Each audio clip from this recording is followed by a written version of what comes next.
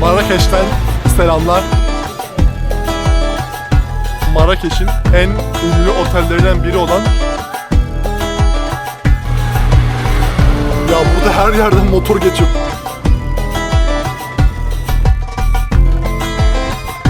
€8'ya bu kadar şey yiyecek olmak.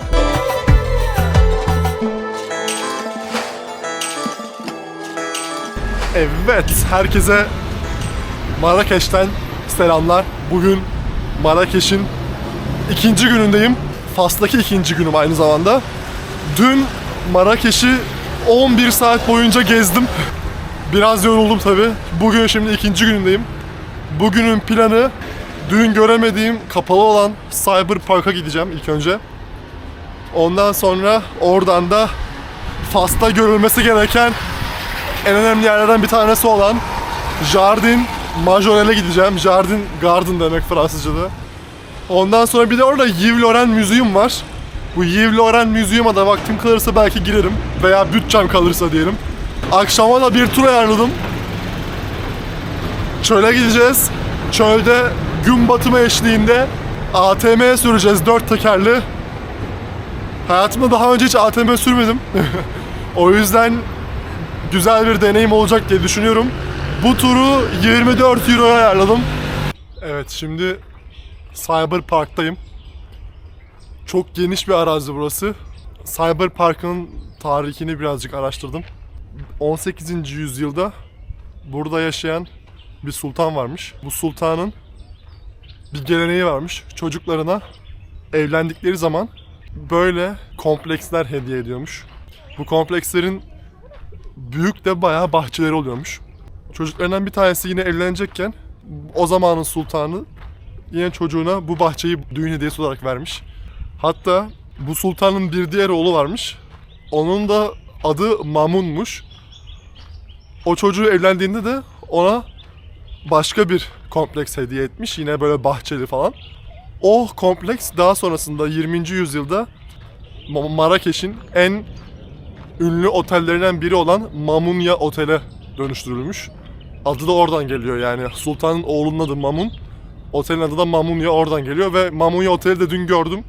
Yani dışından gördüm. Acayip büyük bir kompleks gerçekten. Dediğim gibi 2 tane kompleksi 2 ayrı oğluna düğün hediyesi olarak hediye etmiş.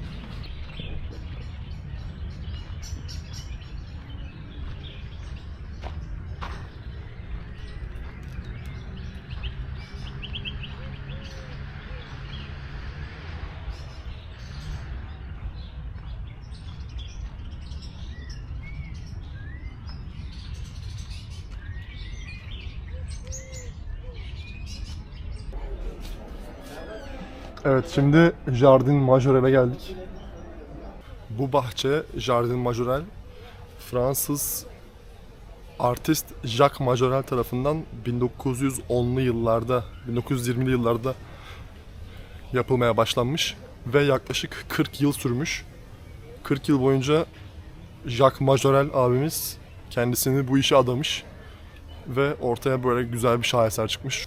80'li yıllarda Yves Saint Laurent denilen artist ve bir arkadaşı burayı kendi vakıflarına bağlamışlar. Artık burası gezilebiliyor. Şimdi birazcık etrafı gezdireceğim size. Böyle bambular, kaktüsler, palmiyeler falan var bu bahçede. Giriş ise öğrenci olduğum için 75 dirhemdi, yani yaklaşık 6,5 euro. Ama eğer yetişkinseniz 150 dirhem, yani yaklaşık 12-13 euro.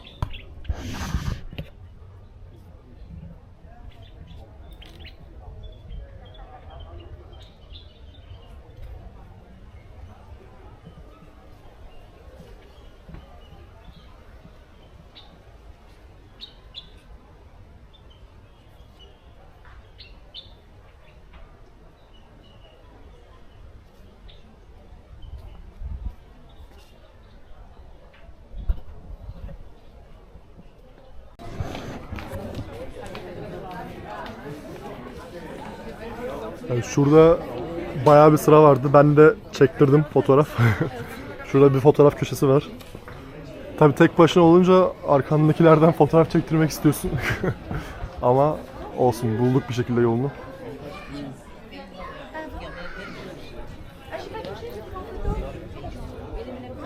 Burası Berberi Müzesi'ymiş ama 3 Eylül'e kadar kapalı. Ve tahmin edin bugün hangi gün? 3 Eylül.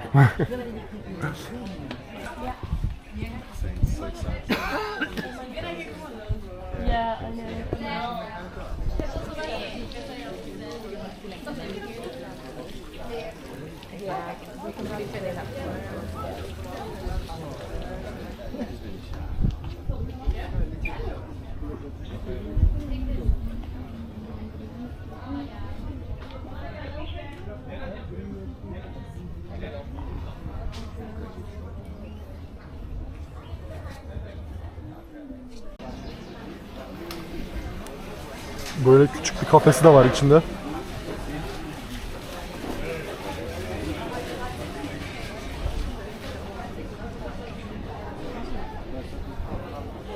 Şimdi de Jardin Majore'nin hemen 100 metre yanındaki Yves Saint Laurent Müzesi'ne geldik. Gördüğünüz gibi modayla çok bir yakından bir ilişkim yoktur ama modern sanat tarzı şeyleri severim yani de incelemeyi. Buranın girişi de öğrenciye 65 dirhem, yetişkine de 130 dirhem. Yani yaklaşık 5,5-6 euro civarı öğrenciye, yetişkine de 130-11 euro civarı bir şey. Bu arada ben tabi Yves Saint Laurent diyordum. Ama içeride bunun Fransızca okunuşunun şu olduğunu öğrendim. Yves Saint Laurent. Yves. Y yok mesela başında. Yves diyordum ben. Tabii ki de çok saçma bir şekilde bilmeden telaffuz ediyordum. Ama Yves Saint Laurent. Yani böyle çok acayip Fransızca'ya bayılıyorum ya gerçekten. Bir gün şansım olursa Fransızca öğrenmek istiyorum. İçeride adam dedi ki burada kayıt yasak. O yüzden hiçbir şey çekemedim. Çantamı aldıktan sonra yola devam edecekken görevliye hoşça kal demek için işte au revoir diyecektim. Fransızca'da hoşça kal demek. Yanlışlıkla au revoir diyeceğime adama bonjour dedim. Merhaba yani. O da yani adama bonjour deyip ayrıldım. Öyle moda düşkün değilseniz bence gitmeseniz de olur. Benim vaktim vardı. Bütçeye de uygundu. Dolayısıyla okey oldum yani. Ama çok da bir şey yok bu arada içeride görecek. Hani moda düşkünü olsanız bile Yves Saint Laurent aşığı değilseniz bence gitmenize gerek yok ya. Ama Jardin Majore'nin dibinde olduğu için hani oraya gitmişken oraya da gidebilirsiniz.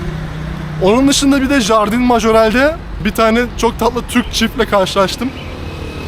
Bayağı ayaküstü bir saat falan konuştuk. Onlar da balayına gelmişler. Hem de İzmirlilermiş. Gerçekten bir türkü görünce o akan konuşma var ya, o bir saat akıyor. Ülkenin derdiyle dertleniyorsun. Ülkedeki güzellikle tekrardan mutlu oluyorsun falan. Şimdi yemek yemeye doğru gidiyorum. Yine güzel bir yer buldum. Geleneksel yemek yiyeceğim yine. Evet, şimdi bir restorana geldim. Bu restoranı internetten yine araştırarak buldum. Puanı Google Maps'te 4.8. 4.8 yani yüksek bir puan. Hem de oylama sayısı 550 mi 600 mü öyle bir şeydi yani az kişi oylamamış. Benim denemek istediğim bir çorba var, Fas çorbası. Harira diye. Bu Harira çorbasını internetten araştırdım en iyi nerede yiyebilirim diye. Seçenekler arasında burası çıktı. Menüyü göstereceğim. Gayet uygun yani dün yediğim yerlere göre çok uygun burası. Şimdi bu kuskus. Dün Tanjia'nın yanında kuskus getirmişlerdi ama bugün ana yemek olarak kuskus yemek istedim. Yine etli kuskus istedim. Bu Harira çorbası. Bu geleneksel Fas salatası, sıcak yapıyorlar. İçinde patlıcan var. Sıcak oluyormuş, özelliği bu. Bu da tıfaya sosu. Tıfaya sosunu da bunun üstüne dökeceğim. Restoran adını gösteriyorum size. Şöyle geçiyor. Fiyatlar da bu şekilde gördüğünüz gibi. Şöyle göstereyim.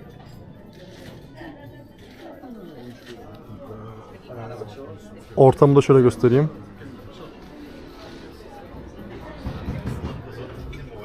Şu an bu toplam 90-95 dirhem civarı, yani yaklaşık 8 euro ediyor. 8 euroya bu kadar şey yiyecek olmak gayet verimli. Bakalım 4.8 puanı hak ediyor mu? Ya burada her yerden motor geçiyor. Kafayı yiyeceğim. Küçücük sokaktan motor geçiyor ya. Allah'ım. Çok dikkatli olmak gerekiyor. Her yerden sıçrıyorlar, yemin ediyorum. Sıçramak ne ya? Her yerden çıkıyorlar. Yemeği yedim şimdi. Vallahi o gördüğünüz şeyin üstüne bir de portakal suyu da içtim. Total 110 dirhem verdim. Yani 10 euro civarı ediyor. Ve deli gibi doydum. Çorba harinanın içinde kişniş varmış. Yani İngilizcesi koriander. Kişniş ben çok sevemiyorum. Kişniş olduğunu bilmiyordum. O yüzden çok hepsini bitiremedim çorbanın. Kuskus ve salata gayet güzeldi. Acayip derecede bütçeye uygun, güzel kaliteli bir restoran. İsmini zaten paylaştım. Tavsiye ediyorum. Şimdi hostele doğru gidiyorum. Hazırlanacağım. Yaklaşık bir saat sonra tur rehberi alacak ve çöle doğru ATM sürmeye gideceğiz.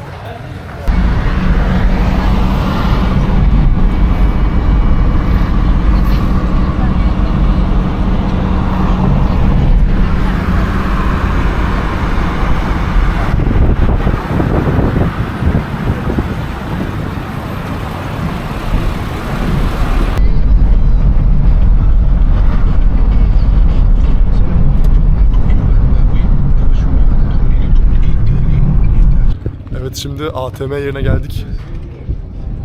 Eleman gösterdi nasıl süreceğimizi. 2 tane durağımız olacakmış sanırım. İşte birazcık alışım yapacağız, ondan sonra da bir su molası, bir de fotoğraf molası, bir de çay molası sanırım, öyle bir şey olacakmış. İlk defa süreceğim. Heyecanlıyım. Bakalım, göreceğiz. Şimdi bunu şeye bağlayacağım. İlk defa da bunu kullanıyorum bu arada. Şuna bağlayacağım. Bunu işte aldım gelmeden. Göğsümüzde aksiyon kamerasıyla ilk defa aksiyonvari bir şey çekeceğiz. Hadi bu ilk olsun, son olmasın bakalım. Giyindik her şeyi. 5-10 dakika alışacağız. Ondan sonra da göreceğiz bakalım neler olacak. Bu turu Airbnb'den kiraladım bu arada. 24 euro. Haberiniz olsun. Puanı da 4.88 falandı.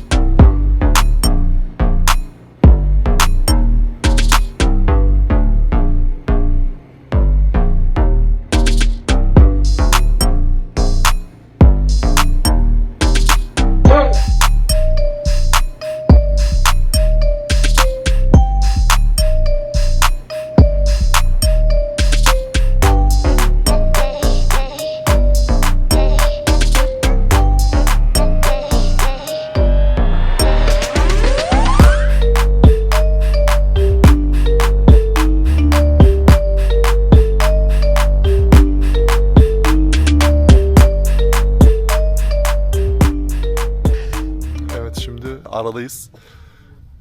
Böyle bir yere geldik. Çölün ortasında çadırımsı bir yer. Çay servisi olacakmış anladığım kadarıyla. Biraz oturuyoruz, dinleniyoruz işte. Ama yani çantayı falan görürsün. Çantayı şöyle göstereyim. Acayip derecede tozlanmış. Ben bunu akıl edemedim tabi.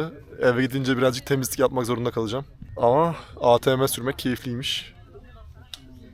Bakalım, inşallah güzel görüntüler çıkmıştır. Çektik bir şeyler. Ama bugün hava biraz bulutlu. Gün batımını hani çok yakalayamayabiliriz gibi. Ama yine de ıssız bir yerde ATM sürmek keyifli yani.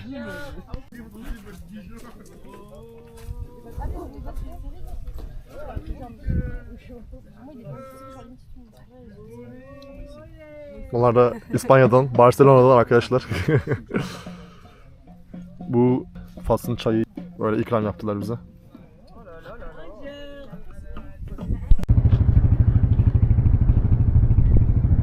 sürerken denk geldik böyle bir şeye. Manyak bir şey ya. Of. Çok iyiydi.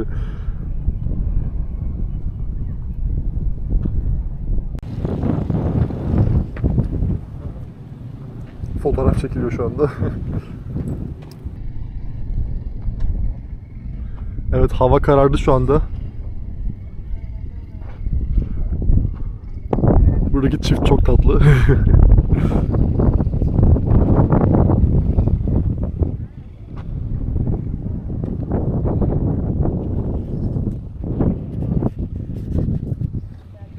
Aha, bu da ben. Bakayım çıkıyor mu? Aynen. Şöyle çıkıyor herhalde. Bu da ben ve tutamacım. Bu alet çok iyiymiş ya bu arada. Benim hoşuma gitti. Tavsiye ediyorum. DJI Osmo Action 4, reklam yok.